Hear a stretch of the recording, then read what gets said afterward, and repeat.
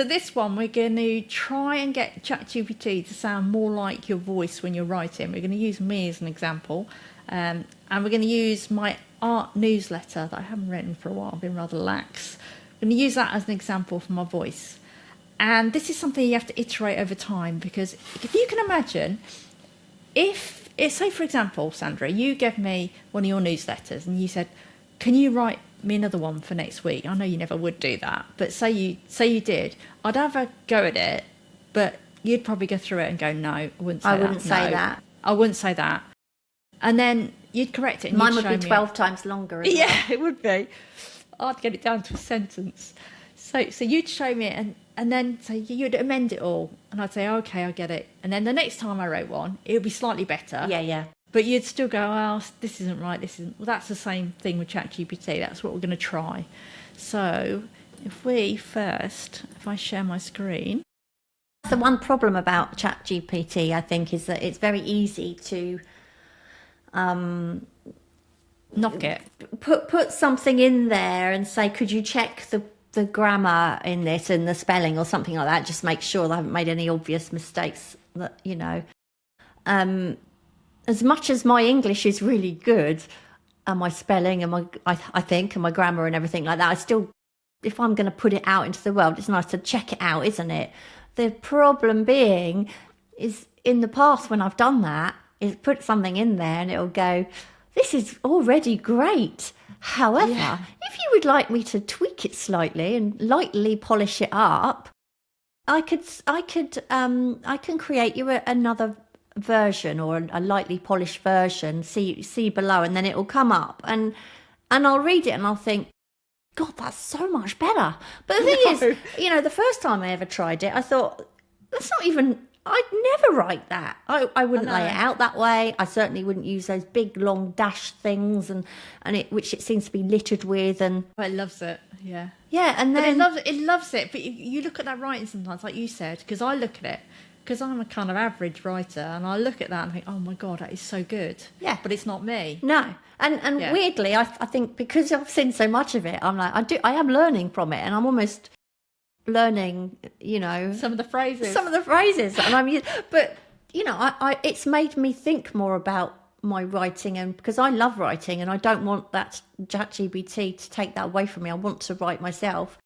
But it does, and because there's so many good writers out there, which probably aren't really writing themselves, but it makes your own writing then seem, you know, not that great in comparison. But the truth of it is, the people that are probably not so great are not using ChatGPT to that extent, you know. So what I love this idea of, actually, I need you to take some of this time out off of my hands. I need this newsletter to follow on from this one, or this blog post follow on from this one. The basic outline is about this, but it must be in my own style of writing, yeah? Yeah, so that's what we're going to try and get. And we won't get to it in one session. This is something you'd have to do over time, but I'm going to show you how I would do that. And of course, how I do everything when I want to do something is I ask ChatGPT how you do it. So I'd say, I've already chatted to it anyway before, and I've said, what's the best way for me to go about this with you? So I'm going to put in a prompt to start. Not a prompt. I'm going to ask it to help me create a repeatable prompt so it can accurately mimic my art newsletter voice. Because if you think your voice when you write, say, an art newsletter might not be the same as you when you write a social media post.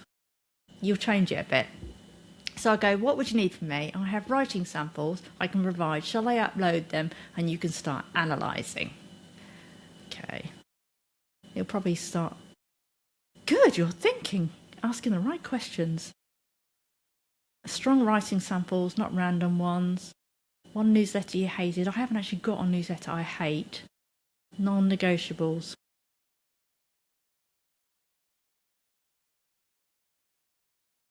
I like it when it goes through these all separately. So it just bombards me. So I don't want it to do this. So I'm going to tell it, to analyse these samples first. Don't generate anything yet. Identify patterns, tone, vocabulary, structure, rhythm, and reader relationship. Basically, whether I say you a lot or I a lot. Yeah. Do you know what I mean? In there. Then then ask me any questions. One at a time. Yeah. So I'm going to upload some samples. Okay, so I've uploaded, I think I've got quite a few. You can't see them all, but I've got quite a few uploaded there. So let me hit that. So that's just, you've just, that could be a Word document or anything, couldn't it, that you've just uploaded? These are, I went and downloaded some quite old newsletters that I had. Because I wanted some that hadn't been touched too much by ChatGPT. Yeah, so you've just attached those. Yeah, I've just attached Word docs. Yeah. I've uploaded them. Okay, not done anything yet, but here's the pattern breakdown. So it's telling me how I write. I must admit, I suppose. I do write like that as well. Yeah. So not direct. Light self-awareness. You gently poke fun of yourself, and that's my posh way of saying, and that's totally right. Encouraging without preaching. It tells me the vocabulary patterns I use. No jargon, no theory. No jargon. Oh my God, what's it going to say about mine? Too much waffle. Yeah, loads of waffle. Clear UK English spelling and phrasing. Distinctly British humour. It tells me that the structural patterns. Okay. Blah, blah, blah. Question 1. When you read these back, which of these elements feel most essential to protect you at all costs? So I'd say that one probably. Do you think? Yes. Light self-aware humour. Most essential. Yeah, 100%.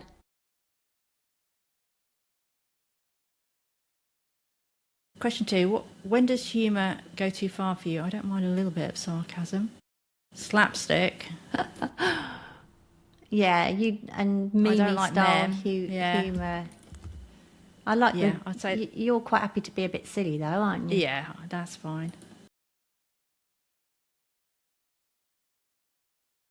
Okay, when you make a joke in your newsletter, what are you usually doing? Softening and creating warmth. I guess I'm trying to create warmth, I think. Avoid sounding too serious. So basically, I'm just cutting and pasting those. Yeah. Instead of having to write them again. Yeah. So the humour isn't there to hide, it isn't there to impress, it isn't there to entertain. When you remove humour entirely from a draft, what happens? It feels too formal. I guess too formal. A and probably D. No, not emotionally exposed. A and E, I think. What do you think? What was the question? Sorry, I had to take my glasses off for a minute because they're hurting my ears because of these blooming things. So let me go. So basically, they're saying, what happens if I remove humour from a draft? Oh, too. It becomes too formal. Too formal. Too. I don't know about self-important. I don't think you'd sound like that. I think it's E. A and E. Yeah. You don't want it to sound like an article. You want to feel like one half of a exactly. conversation, don't you? Yeah, you want to feel like you're chatting to someone, I think. Yeah. When you Otherwise, imagine people readers smiling, what are they smiling at? When you imagine your reader smiling, your honesty, because I think you're B. because you are honest, but in a good way, like your vulnerability. Do you know what I mean? Do you think? I think so. B, and I'm thinking D as well. It's like a shared inside joke almost, isn't it? I think. Do you think? Yeah. Yeah.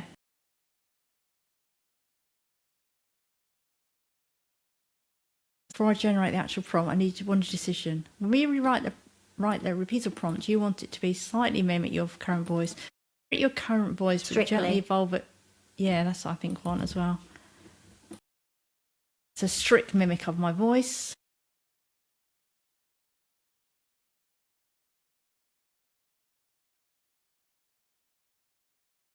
See, it always says this. I don't know if you noticed this with ChatGPT. It says, give me a moment, I'll construct it properly. And then it doesn't do anything. So you have to say, okay, please go ahead.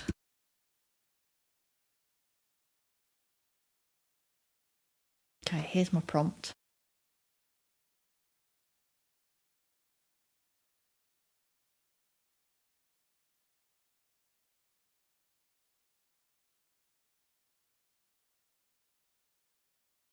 It's a hell of a prompt. No. Yeah, it's long. Blimey.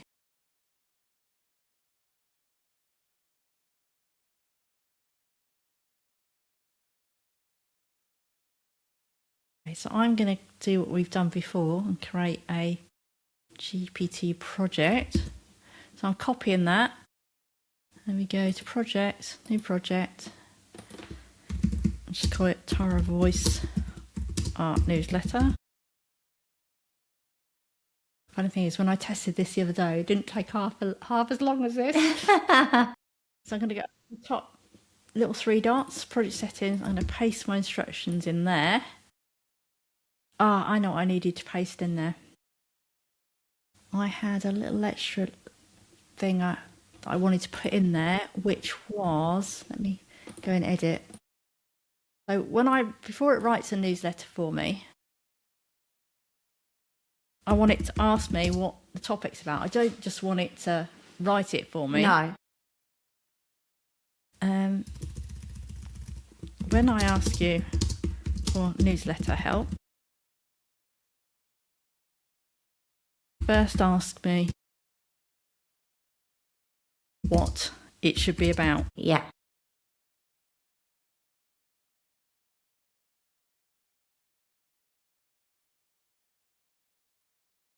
So that'll come up under projects now in the left hand. Yeah. That's it. Okay, so it's there, and I'm just going to try this.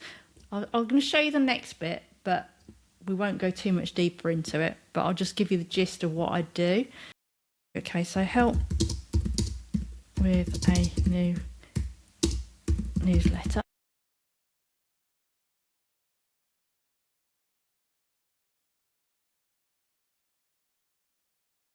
What's it about? Blimey. I've created something here. I've written a prompt already. It's basically saying how I'm having a creative lull at the moment, that I'm following my passion with AI and hoping my art passion comes back. So let's see if this is enough for it. I'm hoping it is. Here we go. And I do start like this. I think it mentioned it. So have you ever noticed how sometimes how do you try to be creative? Yeah. That's roughly where I found myself recently. I think I got too bit gross in my work, too close to it, overthinking brush marks, second guessing ideas. Stare at things longer than was probably healthy. It wasn't dramatic, just quiet sort of lull. So this isn't exactly me, but it's better than it would have been. Yeah. If it would have just gone. So what I would do next, I'm not going to do all this because it will take too long. So I'm going to say, put this in a canvas. Oh, can't spell. You can see now how it's... Oh, I see. So you can copy and paste it. I'd forgotten about that, put in a canvas. Yeah, I didn't have to do it. It just puts it in a canvas for me. So now I can edit this. And I've got this at the side. I should be able to edit these words in here. So I wouldn't put this. I wouldn't write. It wasn't dramatic. Just a quiet sort of... No. Staring at things was probably healthy. Something I'd put... you might not expect.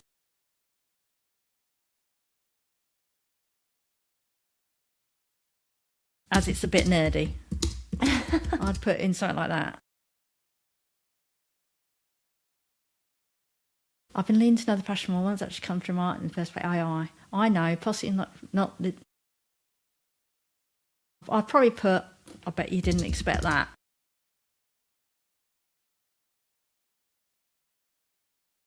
Put an exclamation mark or something there. So I'm not going to go into this too much, but imagine I've now gone through this and edited it how it would sound like me. I'd then go into this and I'd say, looking at the edits I just made, can you analyse what I did?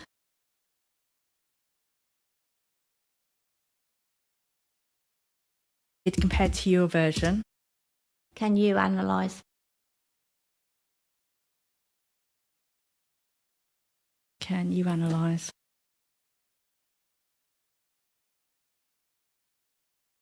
And improve the prompt. Oh, I see. So let's have... So it's telling me what I removed. It didn't like it. I was narrating my emotional state. So a voice is adding rules. You made the AI feel more playful and direct. You kept in repetition. So it's basically telling me what I've done and how it changes my voice of what it's written. Yeah. And then it's giving me this improved newsletter. So you can copy and paste. I would copy this. I'm not going to do it now. No. But I could basically copy this again. Yeah. And then go back up into those project settings that we had before and then replace this with the one they had before. And then all I'd do is, so next week then, when I was writing a newsletter, I'd get it to generate me another newsletter. And then when it had done, I'd then copy and paste this back out of the project into the window. Yeah. Does that make sense? Yeah. And then I'd say, based on this, how I've changed this next newsletter, how would you change my voice prompt? So that each time, hopefully, just you'd get closer and closer to how you'd write. That's so clever. Yeah. Wow, that is really clever. Yeah. Bit of a time-consuming thing up front, but the time it saves you in the long run is enormous. It's definitely closer. It's not me, but it's closer than it would have been if we hadn't put anything and it just wrote something. Yeah. Yeah. Yeah. I'm definitely going to use this. Yeah.